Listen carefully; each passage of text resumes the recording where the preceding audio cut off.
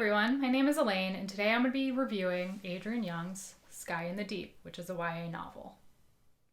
The Aska and the Riki have fought one another for centuries in the name of their warring gods. Elin, a 17-year-old Aska warrior, took to the field to fight alongside her people. Elin expected to kill the enemy, the Riki. She did not expect to find her brother fighting alongside them. He had fallen in battle 5 years prior.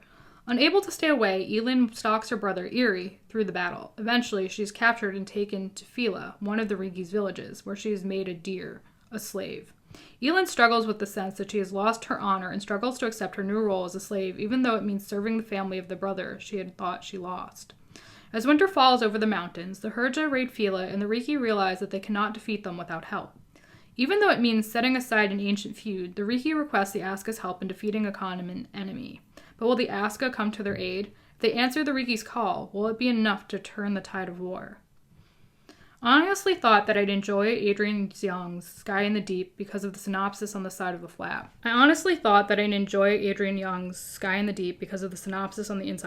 But the novel was positively atrocious. First, the novel's plot unravels swiftly at its onset, but slows to a crawl as it progresses. Second, the novel was extremely predictable. For example, it's obvious that Elin's feelings toward the Riki are going to change by the end of the novel.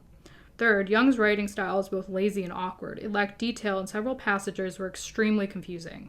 Fourth, Young's characters were not captivating. I didn't care about what happened to any of them because they were one-dimensional and boring. Elin's character in particular was absolute torture because she's whiny and blames everyone else for her problems.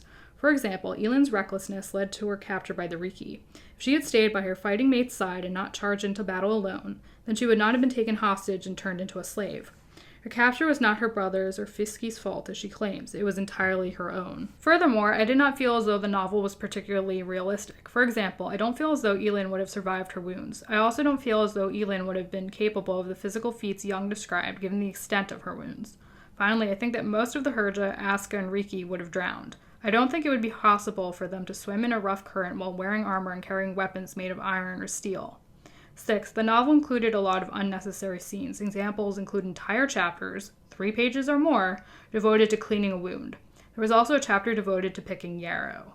Lastly, Sky in the Deep was filled with redundant themes and ideas, which slowed the plot's progression. Examples include the fact that Elin missed her home, wanted to strangle all of the Riki she encountered, and wanted to run away from Fila. Memories of the day Elin's mother died also frequented the novel's pages. This book is a tricky Hobbit-see. It lured me in with the, cool synopsis at the back, the nice cover. Lured me in. It was not a good read. This is some literary trash. I give it a 1.2 out of 5 stars because it is horribly. Do not read this book. Unless you really, really want to. There's a link in the description to buy a copy, which comes at no extra cost to you, but really helps out the channel. Also, please feel free to like, comment, and subscribe. Hope you have a good day. Pick up a better book.